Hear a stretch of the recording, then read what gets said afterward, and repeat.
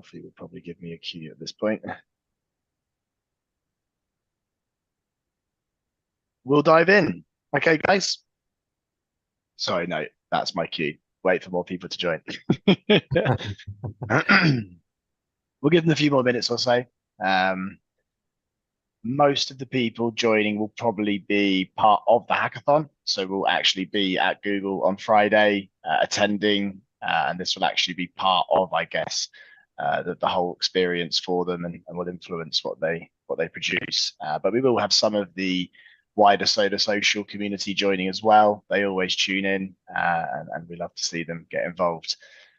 So yeah, I think we've probably got enough people, so I'll dive in. So I believe this is going to be an interactive session, Alfie. So there's going to be a poll at the bottom where we can get people's contributions. In fact, I think there might be one that we have to kick things off. Here we go. So to kick things off, how confident is your knowledge of the FemTech industry?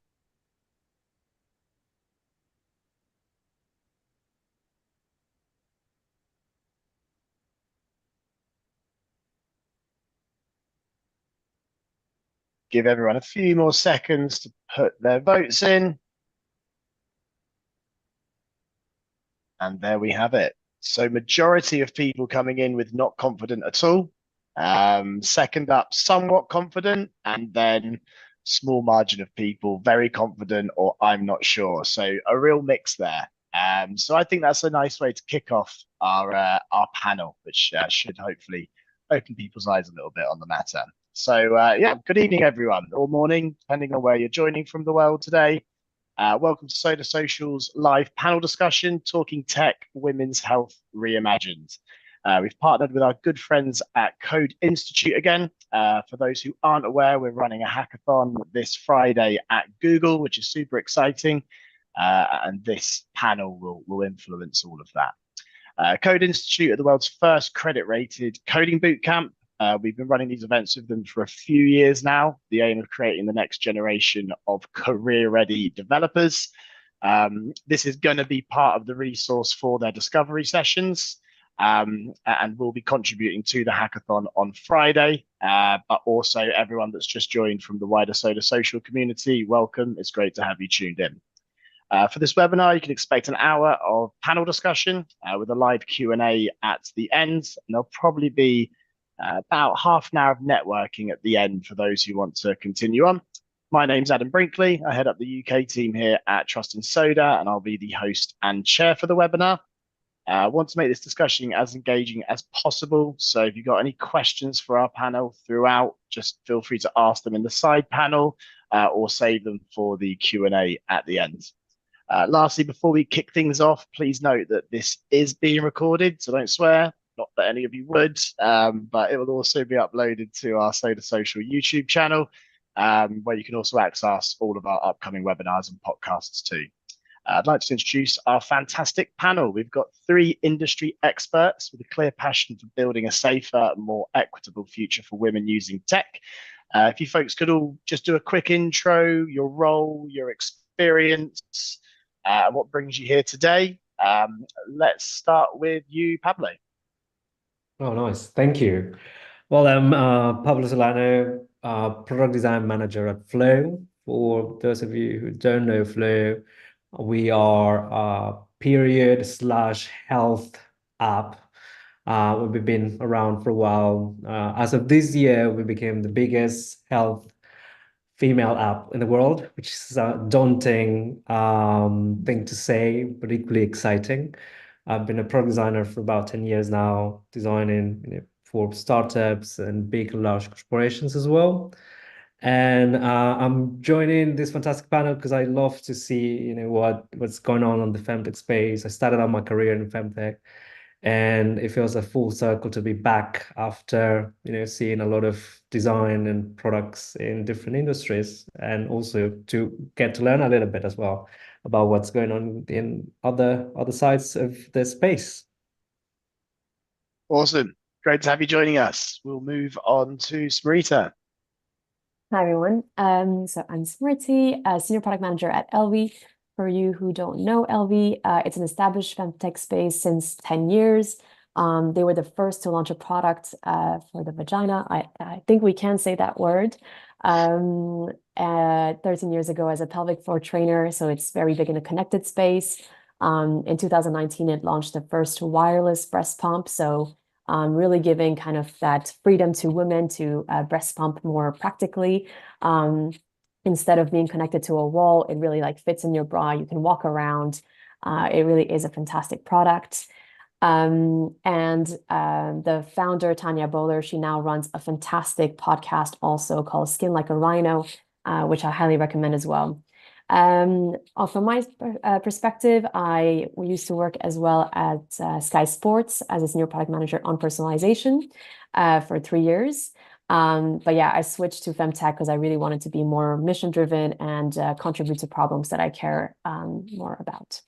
So really excited to be here, really excited to see what's getting built, and excited to be there Friday as well. Awesome. Great to have you on board. And last up, Rachel. Hi, everyone. I am Rachel O'Donnell. I am here representing both Code Institute and the students of Code Institute. I am a past student of Code Institute, graduated last year, and I'm also a past hackathon winner. So it's wonderful to be here, to be talking about such a really important topic.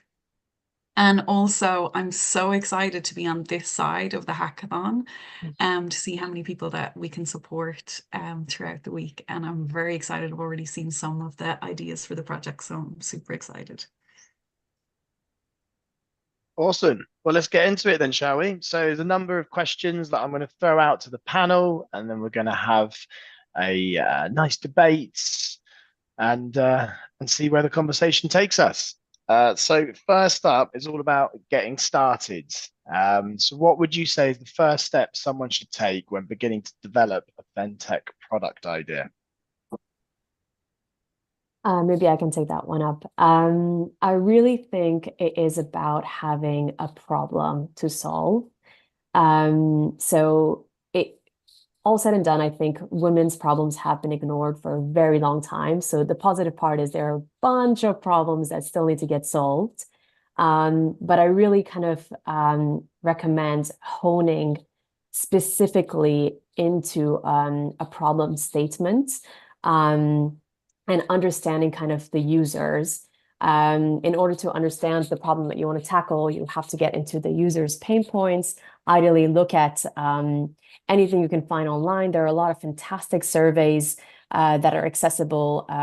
There's LV that just launched the Mother Load kind of survey. There's Fertility that has launched a recent survey. So we know that there have been a lot of stats that have been ignored for a long time. So thankfully, the industry is kind of shifting and there's a lot more stats and data available to us today to understand the users better. So yeah, I'd look into tapping into existing kind of research that we have on the femtech space and really kind of crafting a really clear, concise, and precise, problem statement. Brilliant, brilliant insights. Very, very helpful. Who wants to jump on that one next? I think something that I want to also in this age, I feel one of the things that I've seen as well is that the main source of that identify how you identify that problem space is the user, and I think as obvious as that sounds, I see that a lot of thing in product development shifted from talking to the users to just doing more and more of those using more and more of those remote tools. And I would definitely encourage people to just go back 8 years ago when we were actually, doing diary studies and seeing how people actually interact with products and what problems they have, because you learn a lot from that. And there's obviously this gap that being on a screen gives us. So one of the things that I would definitely suggest, especially if you're student in hackathon, is just talk to whoever you want to be talking to, and speak to them and see what their day looks like, because you can learn a lot from that, and you can help define your product and your tone of voice and how your user experience is going to be. You can get a lot from those conversations. Excellent. Rachel, anything to add on that one? I think just from our students' perspective, I think exactly those kind of things, like thinking about problem first, having those thinking about the UX and the UI. I think sometimes some of the best apps that I do use, it's the difference of something like that, of like, oh, they've thought of this one other connection, or this one, or that their user flow is easier than another app, or it's like prettier. It's like all of those things that make a difference. But I think from the student's perspective, I think as well, just think about how to communicate really clearly with your team. Each team will have a varying level of students depending on where they are in their learning journey. There might be someone who is just 2 weeks into their course, so is like barely learning HTML, and you might have someone who has graduated the course, has done 3 hackathons. So I think just really having that open communication about where everyone is, what they're capable of doing. I think it can be really easy to be kind of overwhelmed in these like high pressured, fun, like you get stuck in, don't you? Just get pulled into the work. But I think it's really important to like step back and just to check on your teammates, see how everyone is doing. Is everyone okay?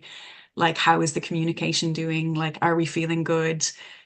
All that kind of stuff. I think that really adds to the richness of your experience. And I think those kind of team building like exercises are so important for a career going forward. Brilliant. Am I right in thinking there's already been some discovery work done? A lot of these participants would have had the creative juices flowing for a while, possibly even fleshing out what their products look like already. Yeah, so I think we had a kickoff session last night, and then the teams were assigned like at about 6 p.m. So they've had pretty much 24 hours already. So there should have been some kind of ideas, like they should be pretty far into their build now. Not pretty far, but they should be far into their build. But I think like you just never know, because people's time constraints might be different. Like there might be some teams that can only work 3 to 5 hours a day. There might be some teams that are, able to commit to like 12, 14 hours. It just really depends team per team on what people's commitments are. But I am a facilitator for one team, and I know that they are off to a flying start, that's for sure. Good to hear. Having Rachel as your facilitator is definitely a helping hand in the hackathon. And I guess that's quite a nice segue into the next question as well. So, hopefully they've already got their formulative ideas, but what are some resources our audiences can draw upon to help identify gaps in the market? Look at competitors, spend a long time. I think just downloading some apps, seeing what's out there. As I said before, it's a space that hasn't been tapped into that much, but luckily it is kind of a hot space in the last, I would say, probably 5 years. And a lot of the products out there tend to get quite niche. So there's not really one that's like a generic app. So it's really about kind of understanding what is this landscape, and what are the products in a specific niche. And don't get intimidated by products that are already out there. There's so much space to kind of take these products to the next level. Isn't there the quote, like, imitation is the best way to flattery? This is definitely the case. I think we need to get inspired by what's already out there and kind of introduce even more products. So yeah, in terms of resources, I definitely look at what people are already doing in this space. Good tips. Anything else to add from the rest of the panel? I can say I completely agree with checking, because I think like if we think that, oh, something already exists, so we don't need it, then we'd still be using like a period tracker that was designed, 10 years ago, apart from like what most people I think use, me included, is flow. So like if you're thinking about, you're starting to build a product already, see what's out there, see what can you add to your project that will add something better than what is already out there. So maybe that is the case of, it's just the, like, I don't even want to say just, it's important, that user journey, that user experience, or maybe it's that one extra feature that will actually draw someone to use that instead of what's already out there. I would Perfect. sort of to that, yeah, completely agree with you both. One of the things that I've noticed, and I hope this is a useful tip, but one of the things that I've noticed developing products is that there's also a difference to what people say they like and want and what they actually want. So as much as I love a good qualitative study, I would definitely see, what's out there, what are the trends in the space, or not even in this space, but in other spaces that could be, imbued by the FemTech, race that we're all having lately, and capitalize on what you see happening, because I would definitely say that there's a lot of stuff that you can hear from your users, but then probably you will get a lot of different signals, and what can help you navigate that qualitative aspect is also adding some quantitative information about it. And the more you see what's out there, the more you see how other apps are performing or other products are performing, you can also get some signals from the market itself on how to prioritize the features or the product that you want to build. Awesome. Thanks for sharing all of those great insights. Imitation is the best form of flattery, I believe, is the quote that we were looking for at the start. And yes, definitely utilize that. Look at the competitors in the space, and replicate. Some of them might even be the judges on the day. So all counts to good points. Question number 3, guys. So from a soft skill perspective, how can you prepare yourself for the week-long hackathon, particularly if you're brand new to tech?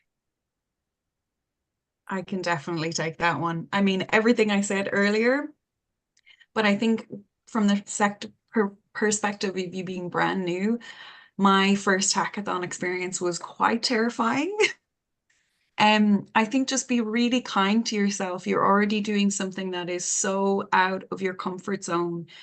And just by being there, you are going to absorb so much information.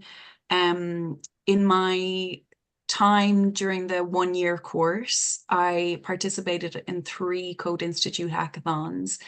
The first one, I really struggled. I was like full of anxiety the whole time. Thankfully, I had some great teammates that really helped me. But I really struggled with the version control, all that kind of stuff. But by the last hackathon, I was the one who was actually helping each teammate like work through those version control problems and merge conflicts and all that good stuff that'll start to happen if it hasn't already.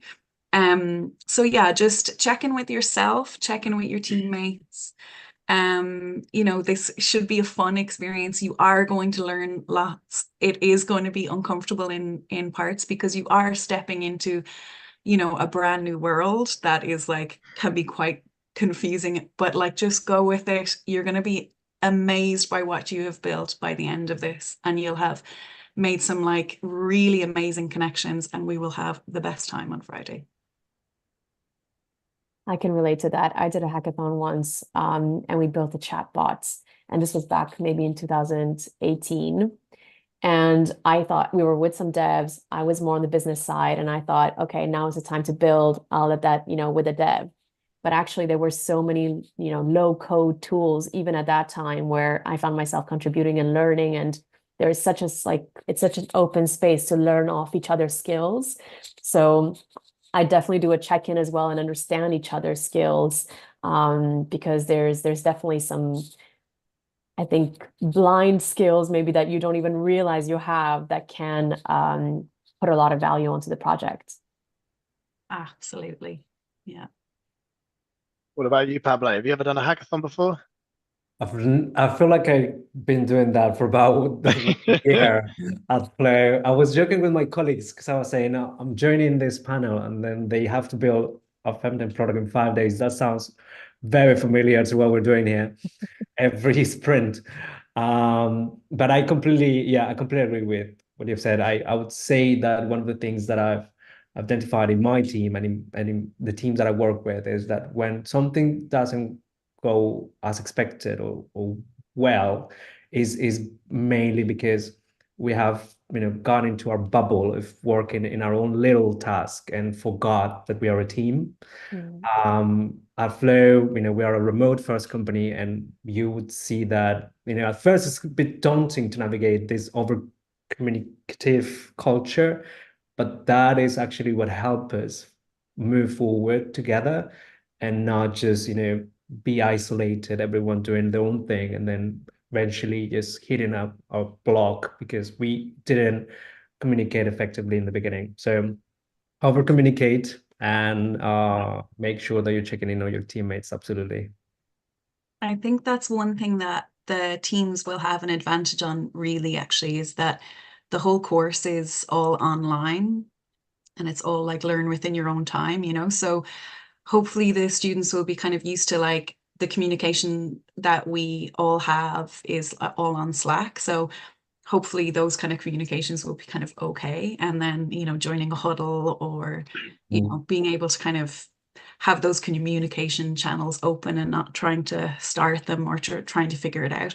But I think also what's brilliant about the hybrid hackathons is then that you get that bonus, that something magic happens when people are all together, and especially on the last day of the hackathon. Like one of the hackathons that I did was actually the first one we did with Soda Social in Dublin, and there was just a completely different energy, and it was wonderful to see all of the teams together in all one room, because like you said, it's so easy to be in your silo on your own, your personal space, but then within your team space, and then when you kind of like step back again, you can see all of the teams. So it's a really special experience for sure. So You just need have to be able to do a high five in the end, yeah. Well, hopefully with us it'll be a little cheers of the glass launcher for us. Brilliant. Well, communication is key, seems to be the main takeaway, and also some exciting bits to look forward to this Friday as well. So yeah, thanks for your insights there, guys. Next up, question on UX UI. So LinkedIn did a survey recently where they discussed the importance of using UX UI to stand out from your competitors. Panel, what are the benefits you see from having memorable UX UI, and potentially provide some examples? I can start with that one. I would love to hear what you think about it. Well, so I read recently that UX and UI are sort of the personality of your product, and I completely love that analogy because it's definitely what sets products apart. The products that we love are the ones that touch us in a deeper way, and that can be a visual experience. It can be a functional experience. It can be because they came to us at the right time when we needed them the most. I was reflecting the other day on LinkedIn, sending me a message on my 10th year anniversary with them, and it really triggered a lot of reflection on my side and saying, "Wow, I've been actually doing this for 10 years, and I hadn't really even thought about it." So a lot of those moments where products become part of your life come from a well thought out user experience and creating those touch points constantly. One of the things that happened quite beautifully at Flow recently is last year. For those of you who are Flow users, you're gonna know this. If you are not, the story is we at some point some users start saying, "Wait, why don't you just create something that I can use to tell my partner how I'm feeling?" A lot of Flow's proposition is around female health. But then, when you're with a partner, a lot of that communication needs to happen offline, and there was no tool that they could use to actually tell their partners how they're feeling. And we got the team and started to do a POC, and then the POC turned into some good signals. And finally, 6 months ago, we launched Partner Mode. Partner Mode is a feature within Flow that has turned into the most profitable feature that we've launched in a few years. Is a way for main users to invite their partners onto downloading a version of the app that is much simpler, but that allows them to communicate between themselves on every day of their cycle. So with the app as a tool, not necessarily the ultimate tool, but just a tool for starting that communication. They can have polls. They can, in this case, male partner can know more about what PMS is, how my partner is feeling today, and what can I do to improve that experience or make it better somehow. And it is an offline experience that heterosexual couples have every day, and we decided to use the digital tool that Flow could provide to foster that communication. And it became one of the most loved features by our customer base, but also one of the biggest points of growth for the company. So much so that we're now building a better app for the man. So if we didn't have enough by tackling the female space, now we're tackling the male space, because they are the partners of our main users, and they have also a lot to learn about cycle and female health. So I think it's genius. I think the person that came up with that basically wants to take over the world, because now we have pretty much everyone can use Flow. So that is just an example that I want to share on why and how just developing something that your users will definitely value can not only make your product successful, but can, become a roller coaster of 3 years of you developing something that is started out by, just an idea that came out of like trying to build something with great user experience. Great example. Great example. Smriti, anything to add on that one? Yeah, for sure. By the way, I love what you said, Pablo, about UX, UI being the personality of the brand. I think that's really strong. And I think what we need to remember is a lot of these products in the femtech space are quite personal products, right? Like these are, touch points where it's a very vulnerable time. We know that at LV, motherhood is tough.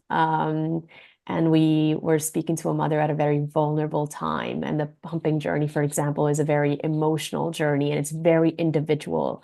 So I think the type of language you use to your users is very sensitive and delicate compared to, I think, other products. So I think I'd keep that in mind. I think the femtech space is you're talking to a woman at a very potentially at a very sensitive time about a very sensitive topic.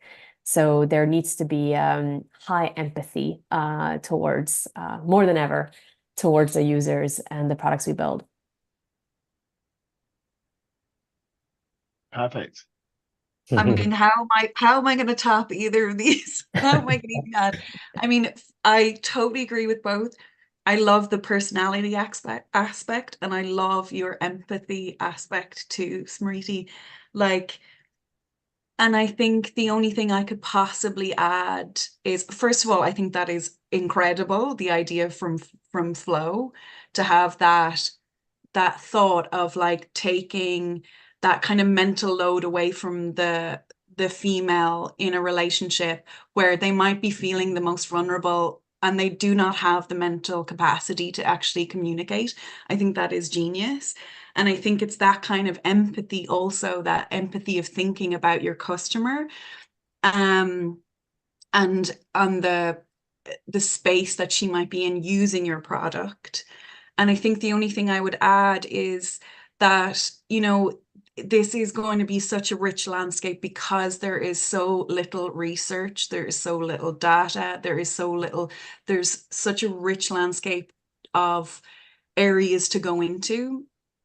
And I think having that empathy of your customer, that this might be a tool about, the menopause or periods or, like fertility. It could be a myriad of things, but depending on that person's community, religion, all these different aspects, that might be a barrier to have these conversations with other females or other community members. So having that rich place of information, and like Smriti was saying, like that, almost like that gentle person who might be introducing them into this information about this topic, whichever women's health topic you've chosen. It's a responsibility. Yeah. Absolutely. Brilliant answers there, guys. Hopefully very informative for the attendees today as well. So the next question, I think we're going to get a poll up for this one, Alfie, if I'm right. So it's about tackling the stigma around women's healthcare. Right on cue, as always. Let's put it to the attendees. Do you believe there is currently a stigma around femcare and femtech?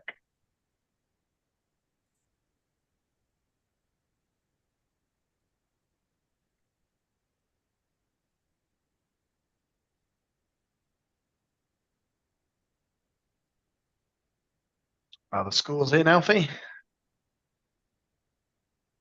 Here we go. Overwhelmingly, yes, was the most common answer, with I'm not sure coming in above no. So, even from the attendees, there does seem to be a conception that there's a bit of a stigma. I know there was a recent survey from Forbes as well, which highlighted female founders struggling to get the necessary funding, and they often equated that to market misconceptions in particular. So I'll put it back to the panel. What do you think the current misconceptions are around female health and femtech? I can maybe give an example of LV going back 10 years ago. So Tanya Boller, our founder, really was going to VCs 10 years ago, as I mentioned before, and pitching for a product that was for vaginas. And the feedback from VCs was that's very niche as a product, considering that 50% of our population does have one. So I do believe that it hasn't been easy. And 10 years ago, it was, a tough landscape. And today, still kind of when it comes to funding and VCs, it's still an issue. I'm a bit of an optimist. Like, I kind of feel that the stigma is getting removed, and I feel like it's more than ever a time to talk about like women's health.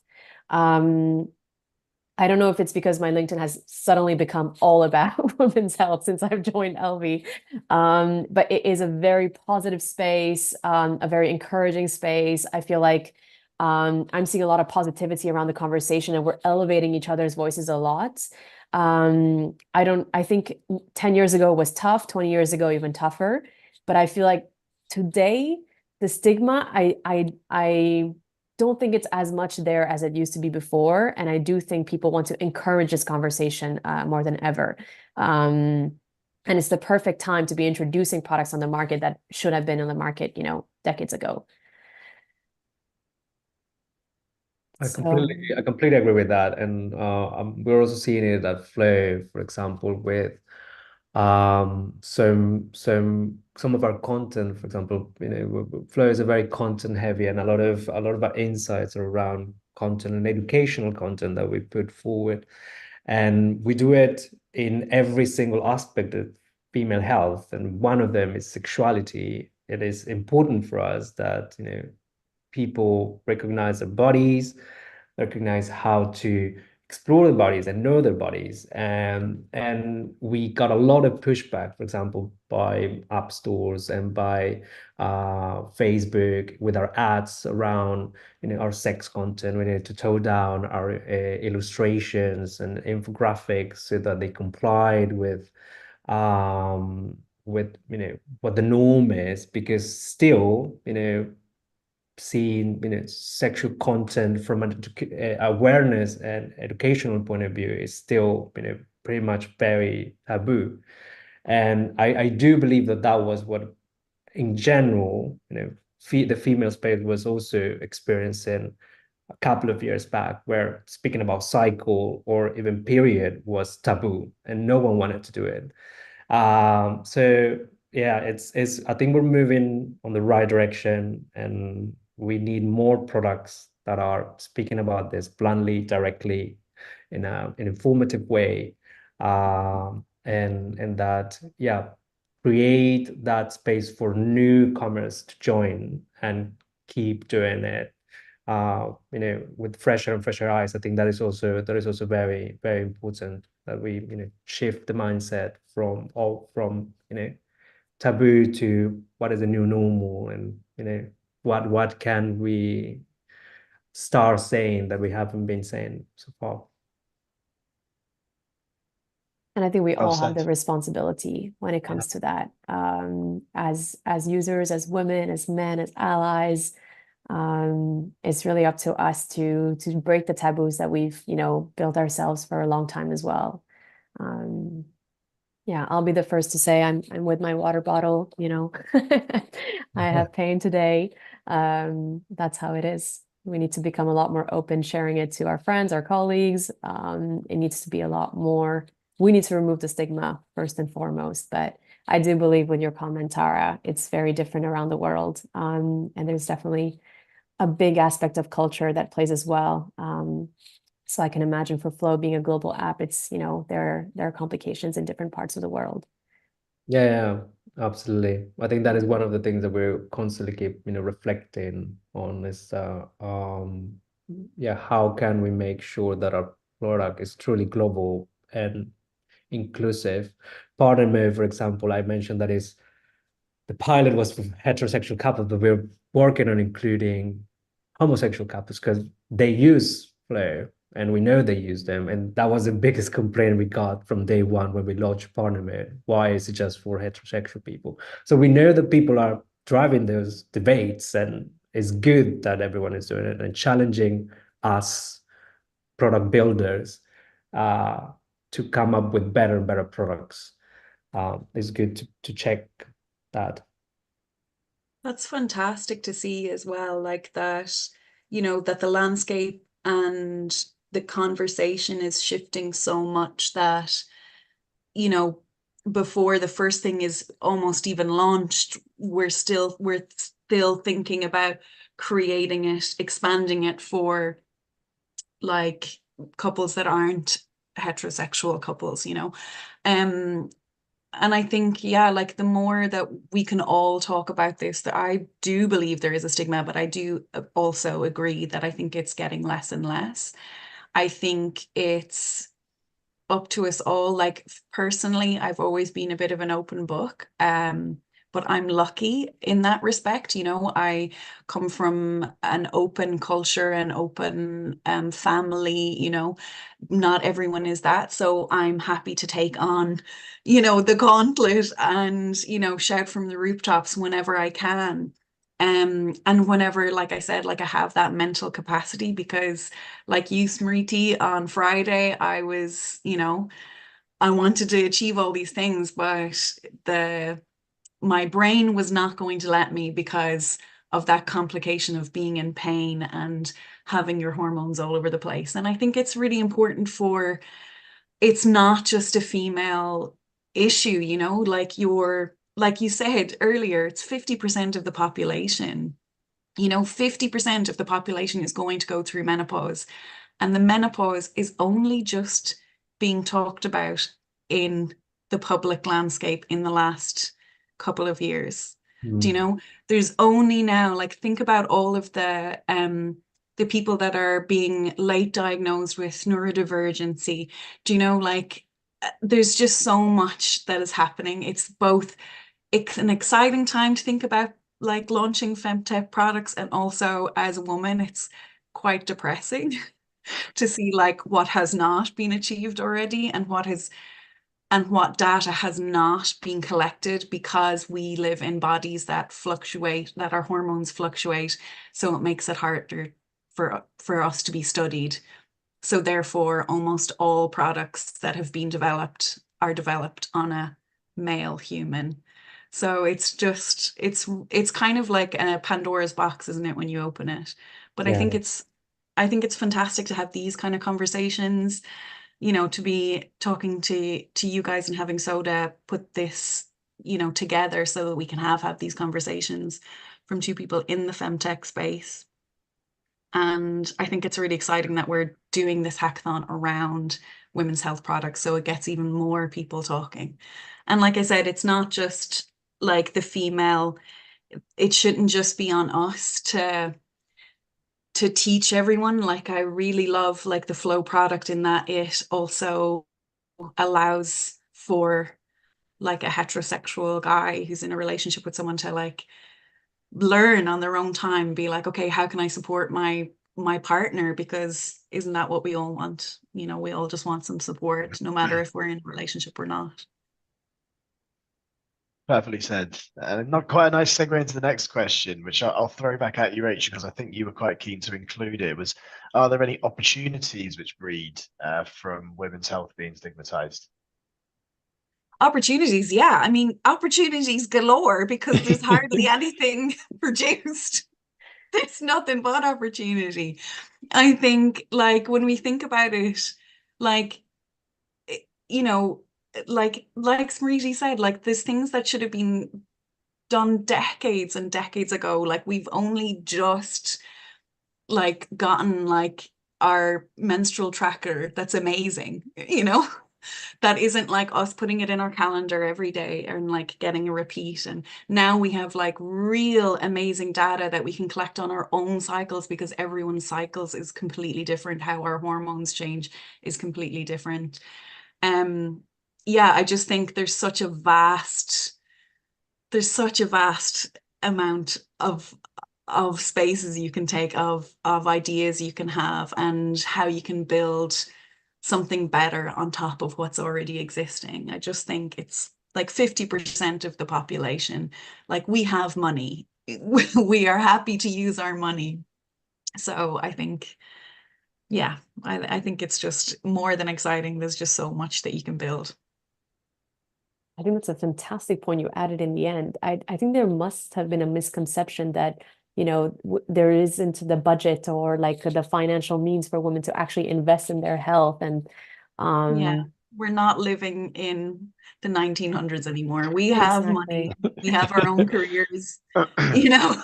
We're ready We to have our, spend. you know, yeah, we have a lot of money too. And especially Yeah. in the when you're thinking about that menopausal age and perimenopause. So Absolutely. perimenopause, like I think we just spoke about this earlier, is something that can happen and affect a woman for like almost 10 years, possibly. And that's like every single woman it could possibly affect for 10 years of their life. And most often than not, those 10 years are in the prime of their career. So we have the money and these women need support and they need help, you know? So we got money. And actually, if you think about, you know, money and investment, it's always been the beauty space, you know, like the Yeah. beauty space has had so much investment and it's kind of been shifted the attention there. But if it was more wellness and health, you know, you the money It's so might have interesting just because gone there. that's so interesting because that is actually the space that I come from. Okay. I career changed from being a makeup artist into the tech space. And you're so right. Like the focus and the money and the push on how we look Mm, is completely overshadowing how we feel and how we turn up in ourselves, as opposed to how we turn up in the mask and the costumes that we put on. love that. Very profound. Yes, brilliant, guys. Loads of insight there as well around that topic for all the hackathon attendees. Throw stigma to the wind. The judges are at the forefront of this industry. They're movers and they're shakers, and they have very deep pockets as well, by the sound of it. So let's see what you guys can come up with. Next up, The global femtech market is projected to attain a market valuation of $177 billion by the end of 2032, which is huge. And this unprecedented period of change, what current industry breakthroughs have you noticed in the current market? I can start by, saying that I don't want to use AI because it's sort of like the buzzword for everything these days. But at Flow, we are trying to, for example, one of the trends that we have embraced is try to be more, you know, intelligent with diagnosis of problems, for example. I don't want to call it AI, but effectively is AI. Um, but what I want, particularly people that are designing products, is that you shouldn't choose AI first. You should need to understand why you may need it. But in particular, what is done for us is help us join the dots of many different, attributes that you have as a Flow user to say things like, for example, we've noticed that you have irregular cycle constantly. Use our chatbot to determine if you suffer PCOS, which is one of the most common uh, you know pathologies that someone can suffer. If you menstruate, you can have it, and it's quite normal to have it. Or for example, around perimenopause. I'm biting my tongue because I cannot reveal a lot a lot of what we're doing on that space. But those using tech in a way that is addressing something that hasn't been addressed is probably one of the biggest, and around perimenopause in particular, we've seen a lot of signals from the market on demystifying it, making people aware of it, making sure that people don't understand that is the end, because it's not the end.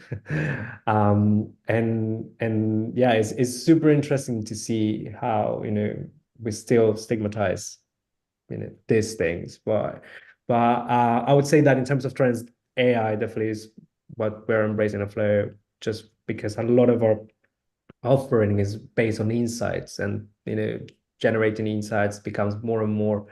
If we want to be personal, you need to become insightful, and becoming insightful means that you need to really understand the data that your users are giving you and build a correct product around it.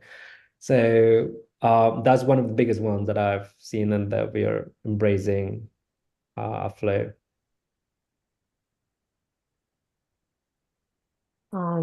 Maybe what I can add is in terms of like other tech as well.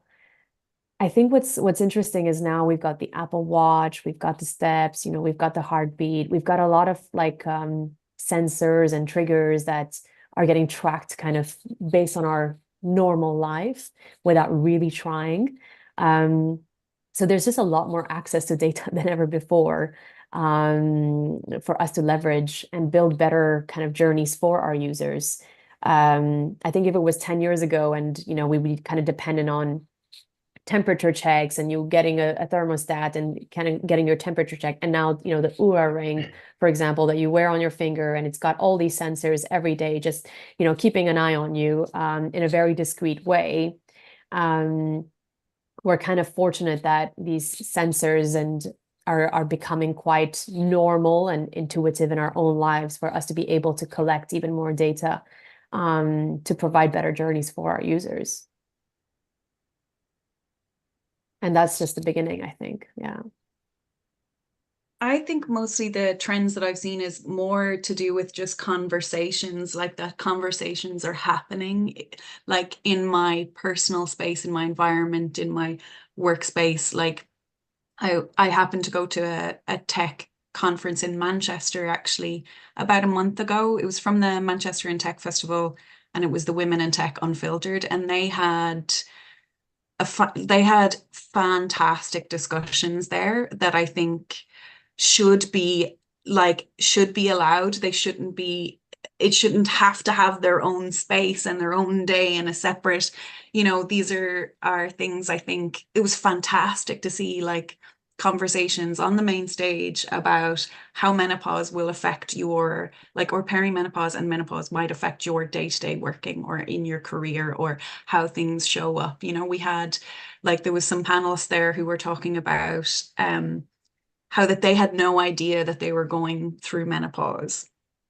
And now they just wish that someone might have recognized in them to say, hey, I think this might be happening to you. And, you know, like, so I think that conversation is changing within that just one generation, you know, that is coming ahead of me. And I'm so grateful for that.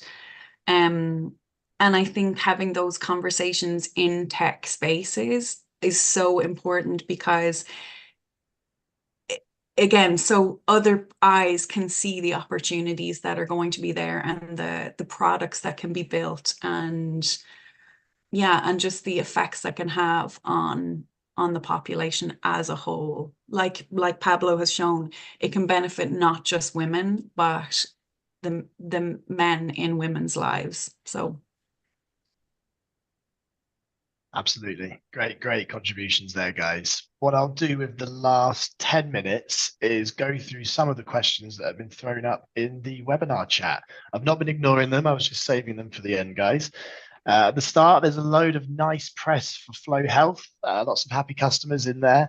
You'll be happy to see. If you scroll down a bit further, you start to get the questions around here. So first up, we've got which products, in your view, are great examples of innovation in the FemTech care world, other than Flow and LV, of course? One jumped out for me, actually. It's called Natural Cycles. I don't know how many of you are familiar with that, but I think it's a good combination of, like, you know, 2024 conversations, and not necessarily being very, you know, like everything needs to be a new AI product or a new hardware product or new tech product. I think Natural Cycles is kind of encouraging that conversations that we are empowered to know more about our bodies in like the most natural way possible. And yeah, being a little bit forward thinking in terms of the conversations around reproductive health. So for me, to be honest, that's one that I feel quite passionate about, and think it's great to see it, you know, get FDA approval. Like, that's shifting governmental perspectives as well. So yeah, I think there's it's a good mix of what product needs to exist today, as well as what it's shifting in terms of like society and government at the same time. Perfect. Yeah, there's quite a few in here, so I'll try and target them towards different members of the panel. Sure. One here for Flow Health, so I'll fire it at you, Pablo. Are Flow considering an AI health assistant for women? You have a fantastic base. Yes, I think that was what I was referring to in the previous question about yeah, we are involving and growing up our knowledge of AI across the business, and I think it's important, not only from an product experience point of view, but also if we want to scale our product, it's also very important. Like, you know, we still have a very beautiful team of content editors that are actually the people that write everything that you see on the app. But what we're seeing more and more is if you launch a product today and you want to launch it in 5 different languages, then you know that the scale shifts, right? So how can you use some generative AI to make sure that your product is localized from day one, and that can help you have a bigger addressable market. So there are like all sort of like implications and usages of AI that we're doing across the business, and I think, you know, it's not just us. I think it's there, and it's there to stay. It's just what I don't like is that it has become a buzzword for anyone that wants to say that they're doing something. And I think it's just, as with everything, you need to be careful about choosing the tool or the methodology before actually identifying what is it that you want to do and why. So don't just say that you want to do AI-based products. Just understand what is your customer base and what are your customer needs first. Awesome. Well answered. One for you, Rachel. In terms of a hackathon, what do you think has the biggest impact, the idea or the execution? Oh, that's a hard one because I think like a simple idea that is executed really well is a perfect hackathon project because it is going to address a problem and simplify a person's access to that answer or the information or help or whatever. I think a project can be as simple or as complicated as it needs, as you can, as simple or as complicated as you want to make it. But I sometimes I think for a hackathon, the simpler, the better. Think about something that you can fully complete. And then if you have extra time afterwards, you can always add to the tech stack. Sage advice. And I've saved this last one as open to the board because I'm assuming you all might have some contributions on it. So how do teams feel about FemTech being used against their users, e.g. period tracking records being monitored by prosecutors following the US abortion ban? Anything that can be done to protect women in these cases? That's a tough one. I definitely feel like companies like Flow, for example, are more and more, when you become a global product and a well-known brand, you're in the eye of the storm for these things. And our position is it's been always we will never sell or market data from our users, especially because is considered sensitive data. Anything that you log about your period or your cycle is sensitive data. So it's one of those things that probably need a broader and bigger discussion because is appalling still to feel like we're seeing these cases of apps or things being leaked. We have founded within Flow the culture of privacy, and everything is reviewed by our compliance team and our privacy teams, and we're always thinking about how we can build a product that is personal and careful with what we are using your information for. So I think baking this into the way that you build products is essential. And addressing these things in a broader debate is also important. Yeah, to be honest, not much more to add on top of what Pablo said. That's exactly right. It is sensitive data. There isn't an intention to share that data. And yeah, privacy and security is super built in terms of our product development processes. Just on a side question, just thinking about like that kind of security aspect, I would have thought that that information is also would be like a HIPAA violation, no? If it was like made like sold or anything like that, because like you're saying, it's private, it's sensitive information. It must be such a difficult, I mean, it's just difficult even thinking about that happening, isn't it? But yeah, it must be such a difficult landscape. Oh, good. I think we've covered that one off. I think there's a fresh one that's just come in as well. In the femtech industry, what processes, challenges are involved for assessing government funding and support to potentially increase the impact of your apps/products to offer them either completely free or at least at a heavily subsidized cost? I think, to be honest, this is a tough one to answer, but I think it's very different in each market. I think it depends a lot on the government, the funding, the healthcare system, the policies. We're seeing a lot of different policies in different countries when it comes to women's health, and same with government support as well. We know that, for example, maternity leave is not great in the US.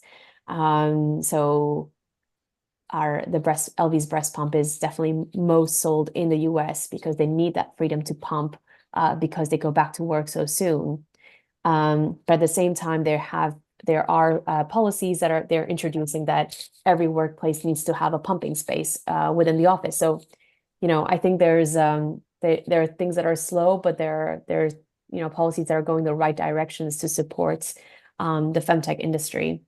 When it comes to products being either free or subsidized, I think it's very dependent on the country and the healthcare system locally.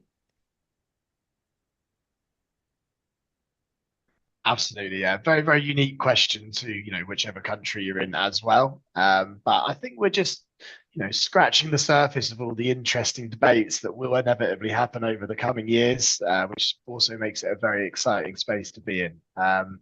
And I think that just about wraps up all of the webinar questions as well. So thanks, attendees, for your great contributions. And that also wraps up the webinar panel as well, guys. So thanks to all of the amazing panelists. I'm sure everyone will agree, some fantastic insights, and also just some inspirational members of the FemTech space. So hopefully all of the hackathon attendees can use all of that, build it into their products, and give them just that little bit extra edge this Friday when we're going to be at Google. I think all of the panelists are going to be there in attendance. Yep. There's going to be a few extra judges there as well. I'll obviously be there hosting for the day too. There's going to be a spread put on by Google as well. And obviously there'll be networking, nibbles and drinks at the end as well when we announce who has won. So lots to look forward to, guys. Other than that, that's everything from me. Thanks all for joining. Thanks, panelists, again for sharing, and I'll catch you all on Friday. Good luck with the rest of the week. Yeah, good luck. Bye, Awesome, everyone. guys. Great chatting with you. Bye. Bye-bye.